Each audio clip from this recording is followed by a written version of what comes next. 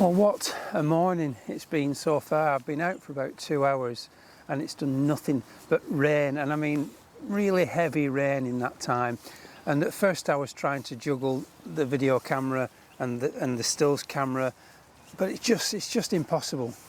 I had the brolly up, and in keeping everything, trying to keep everything dry, I literally can't concentrate on picking up compositions. My mind isn't 100% on what it needs to be, and I was just on the verge of giving up and going back to the van for a brew, that the rain has actually stopped. I was trying to kid myself this morning that I could do this in the rain, and the actual forecast today is to continue to rain right throughout the day, so I feel very fortunate that this has happened. And it's just to prove my point, no sooner had the rain stopped than I picked up this little image here that the camera is now set on, and this is such an unusual image. It's not a world beater, but it's just something I've never seen. It clearly goes on, but I've never actually seen it in the wild. And what I've got is a little sycamore seed pod. We used to call them spinning jennies when we were younger, because when they fell out of the trees they used to spin round.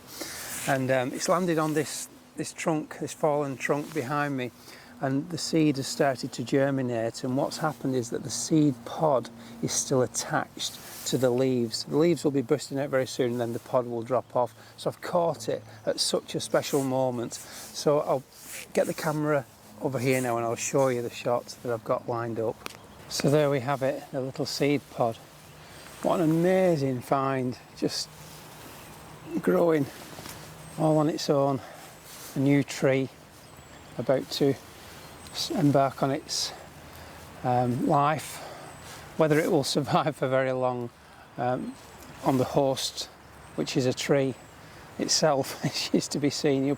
It'll probably grow to be a reasonable sized sapling, and then I'm sure the weight of it will mean that the host will eventually collapse. So who knows what the story or the history will be of this little seedling.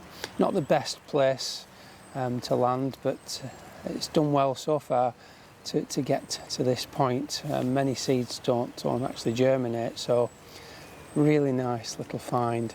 I'll show you on the back of the camera now what I've got.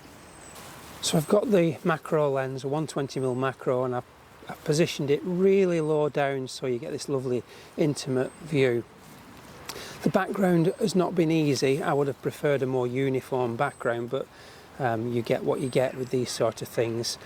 There was one or two little stems of Himalayan balsam, which is a horrible invasive plant here in the UK, that were just in the background and catching the light, so I've just nipped those out just to make it a bit tidier. But the actual background, the far background, is a little bit of a distraction. Like I say, I would have preferred a more uniform background.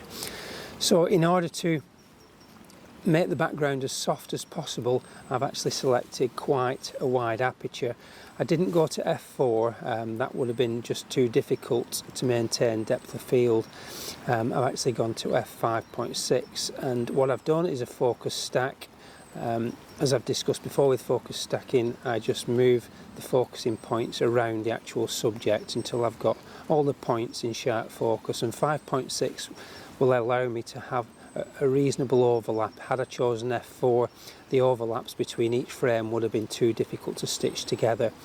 f8 is probably my preferred in this instance for the stack, given the size of the object and the magnification, but at f8 I'm afraid the background just becomes too distracting, so 5.6 is a good compromise that I felt. So I'll put that image on now.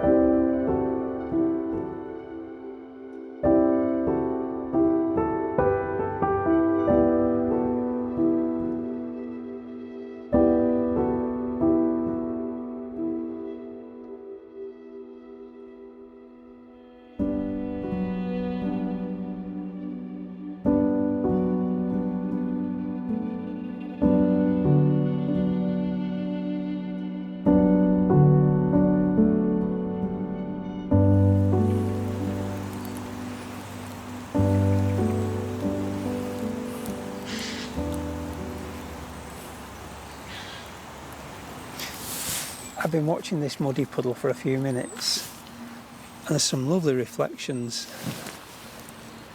of the sycamore trees in it, and there's one or two things sticking up in the puddle that just break up the reflection and make you question what it is you're actually looking at. And I think there's an opportunity to be had. So I'm going to get the camera out and give it a go. So annoying, the rain's started to come down again quite hard, and it's very, very difficult to get a clean shot where there isn't too much ripple on the surface while still trying to maintain some identity of the trees. And it's a case of shooting lots and lots of frames because each one is completely different to the next. But it really does play around with your head, and I like the effect. It's very much an abstract, and you either love this stuff or you hate it. And when I get it right, I really love this stuff. Just so you know, I've got 85mm lens on, no polarizer or anything like that. I'm shooting at a 15th of a second at 100 ISO, and like I say, I'm just taking lots of shots, and what I'll do is I'll put my favourite on now.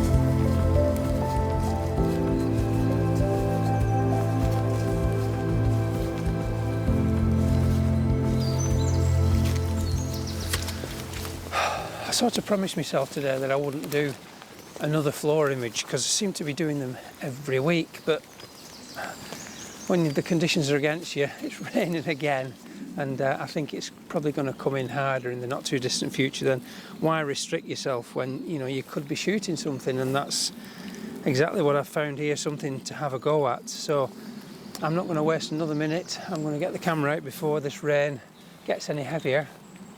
It sounds like it's getting heavier in the distance, and hopefully I can get something from this. It's just dead and decaying leaf mulch, and to look at it you'd think, well, why would anybody stop to take a photograph of that? But I'm convinced that if I get a polarizer on a section of that and reduce the white sky reflecting in the wet from above, I think there's a beautiful pattern picture to be had in there. I haven't found it yet. I haven't even had a phone up against it to see if I can work out anything. I haven't had my video camera, which I sometimes use to look for compositions. I'm just convinced, looking at it, that there must be something, and the fact that it's so flat surface, focus stacking isn't something I need to worry about, so I don't need to think about time, I don't need to think about things that are moving. It should be a relatively easy picture to take once I find a composition. So let's get the gear out and grab this whilst I can. So you can see here the shot that I've got lined up, and it really is something that isn't that obvious from a photogenic point of view. It looks very, very muddy and cluttered. But it really is the sort of thing that catches my eye, and I love this sort of image because it's those images that more often than not they're so easy to walk past. This here is the leaf that I've got my lens focused on, the main feature. The reason I've chosen this one is it's not that obvious, but there's a slight colour difference. This one's a little bit more reddy than the other leaves around it. Now, some of you may argue that these lines, which are Scots pine needles, have no place within the image. Now I've left them in because one, it's natural, and two, because I don't feel that distracting. They've got mud on the surface of them, so they're not catching the light, so I don't feel they're much of a distraction, and they help to break up the otherwise just rounded shapes of the leaves. It adds a little bit more to the overall image.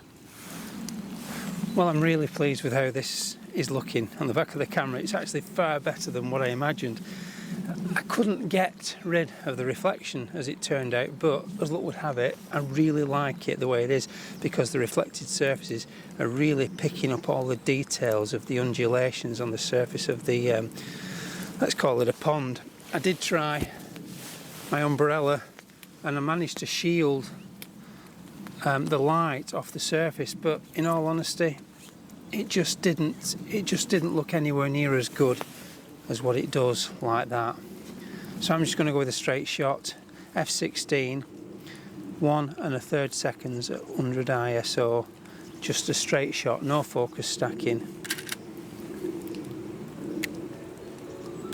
and I'll put that on now.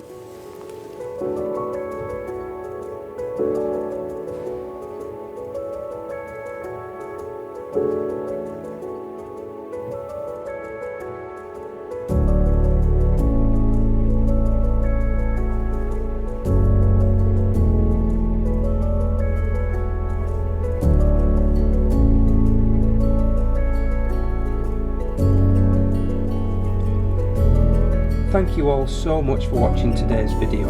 Images to come in just a second. If you've enjoyed the video, don't forget to press the like button, and if you want to see more, you can always subscribe to the channel. It costs nothing to do that. Leave some comments, let me know what you think of today's images, and if you want to support the channel more, you can always become a member. You can do that by joining YouTube or Patreon for as little as 99p per month. So until next time, I will see you in the next one. Bye for now.